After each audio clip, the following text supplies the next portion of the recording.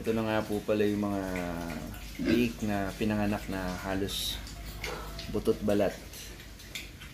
Ayun na po sila ngayon.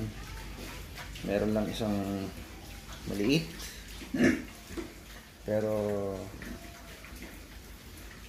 maayos naman po yung iba. Ayun po yung may batik sa bandang likuran. Yung pong nanay ng mga to, namatay nga po pala. No? Kinatay na, hindi na naka-recover. So, lost na naman sa atin yun. Ayan po pala yung nanay nila na hindi na naka-recover. Masaya naman tayo dahil sa siyam na inanak niyang mga payat noon. Litaw yung mga ribs, tsaka guludgod.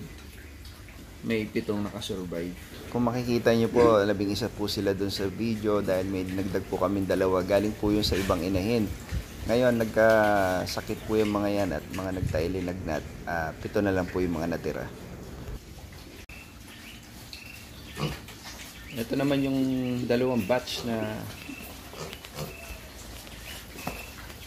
pinagsama dati, nag-aaway, nagpapatayan sila.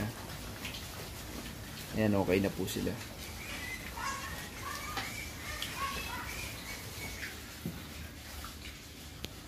So, babantayan lang po talaga silang, pag pinagsama, mag-aaway talaga. Tapos, babantayan lang po talaga sila. Sakripisyo.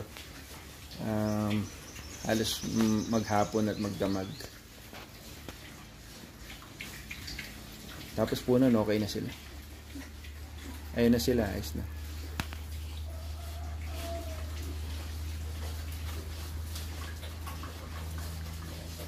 Linipat sila dito sa ilalim kasi mahangin dun sa taas nung mga nag-uulan.